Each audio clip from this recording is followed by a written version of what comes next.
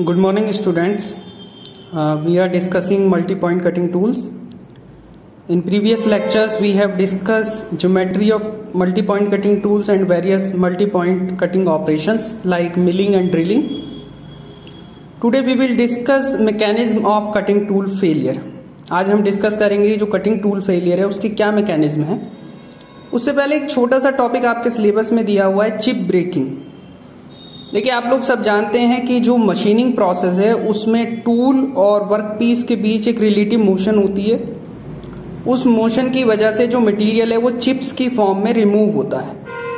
तो ये जो चिप्स हैं इनको ब्रेक करना ज़रूरी है, नहीं तो ये जो वर्कपीस है या टूल है उसकी इंटरफेस पे चिपक जाएंगी और उससे आपकी जो सरफेस फिनिश है वो आपको प्रॉपर नहीं मिलेगी, एक्यूरेसी नहीं मिलेगी और जो मटेरियल रिमूवल रेट है वो भी अफेक्ट होगा। तो इसको रिमूव करने के लिए चिप ब्रेकिंग या चिप ब्रेकर का यूज़ किया जाता है। जनरली दो टाइप के होते हैं, डायग्राम में दिखाए गए, ग्रूव टाइप जिसमें टूल में ग्रूव कटा होता है या स्टेप टाइप। तो इनका मेन पर्पस क्या है कि जो चिप हैं उनको ब्रेक करना है। इसके बाद जो हमारा मेन टॉपिक है आज का वो है कटिंग टूल फेलियर। देखिए, जो टूल होता है जिस फंक्शन के लिए उसको डिजाइन किया गया, अगर वो उसको परफॉर्म नहीं कर पा रहा है तो उसको हम मानते हैं कि वो फेल हो गया है। और उसके फेलियर के कई सारे रीजन हो सकते हैं। उनमें पहला है मैकेनिकल ब्रेकेज। देखिए, इसका मैकेनिकल ब्रेकेज जो है ये बहुत ज़्यादा रैंडम होता है और बहुत ज़्यादा डिट्रीमेंटल होता है, यानी ये बहुत ज़्यादा लॉस करता है जो आपका टूल है उसकी ज्योमेट्री को और ओवरऑल फंक्शंस को।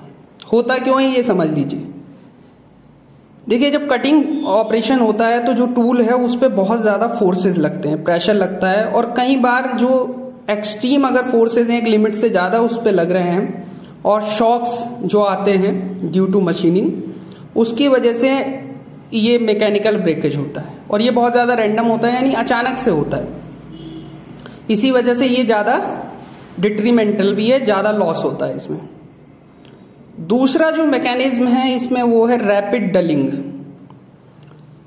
इसकी वजह यह है कि कई बार जब कटिंग ऑपरेशन होता है तो वहां पर टेम्परेचर बहुत ज़्यादा होता है। रिलेटिव मोशन होने की वजह से टूल और वर्कपीस के बीच वहां पर टेम्परेचर जो है उस जोन में टेम्परेचर कई बार बहुत ज़्यादा पहुंच जाता है और स्ट्रेसेस भी डेवलप हो जाते हैं। तो इस हाई टेम्परेचर और इंटेंसिव स्ट्रेसेस की वजह से ये फेलियर होता है और ये भी अचानक से ही होता है और जनरली अवॉइड ही किया जाता है इस तरह के फेलियर को कि ये ना हो, मैकेनिकल ब्रेकेज और रैपिड डलिंग। तो ये दो जो मैकेनिज्म है, मैकेनिकल ब्रेकेज और रैपिड डलिंग, ये दोनों रैंडम हैं और इनको अवॉइड ही किया जाता है कि टूल का फेलियर इन मैकेनिज्म से ना हो। जो नेक्स्ट जो है इसमें, इसको आइए हम समझ लेते हैं, ग्रेजुअल वियर। ये जनरली कॉमन है ग्रेजुअल वियर, क्योंकि ये टूल जो रिलेटिव मोशन करता है वर्कपीस के साथ उसकी वजह से उसके रैक और फ्लैंक फेसेस पे ग्रेजुअल यानी धीरे धीरे उसमें घिसाव होता है। उसकी वजह से एक टाइम लिमिट पे आके टूल फेल कर जाता है। आप लोगों ने टूल लाइफ पढ़ा भी होगा, टेलर का जो फॉर्मूला है। अब इसमें एक थोड़ा सा आपको मैं दोबारा से ये ब्रीफ कर दे रहा हूं कि कौन कौन से वेरिएबल्स होते हैं जो टूल लाइफ को अफेक्ट करते हैं। उनमें पहला है कटिंग कंडीशंस। कटिंग कंडीशंस का मतलब है कि speed, depth of cut, D और एफ फीड। ये तीन कटिंग कंडीशंस हैं जो अफेक्ट करती हैं टूल लाइफ को। टूल की ज्योमेट्री यानी कि उसके एंगल्स हमने क्या सेलेक्ट किए हुए हैं, रैक एंगल है, फ्लैंक एंगल है, कटिंग एज एंगल्स है, नोज रेडियस है।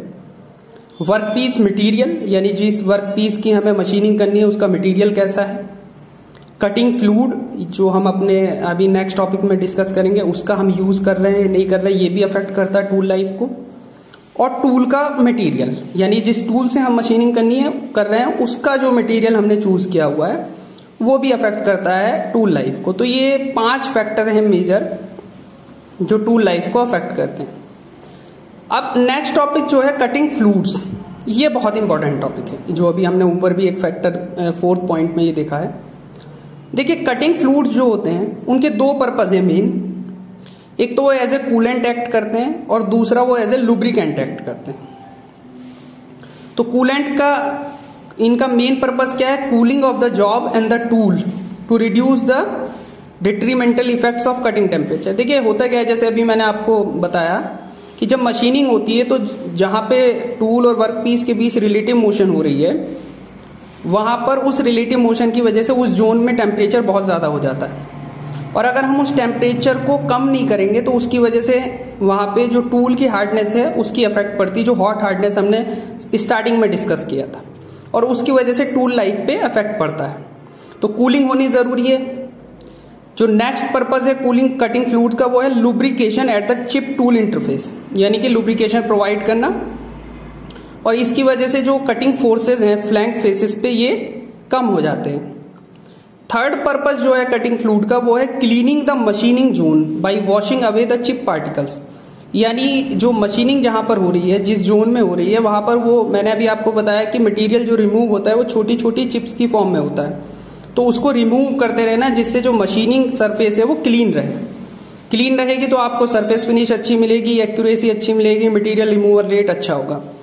और जो फोर्थ पॉइंट है वो है protection of finish surface from the contamination, यानी कि होता क्या है, देखिए जब मशीनिंग होती है तो जो हमारे एटमॉस्फेयर में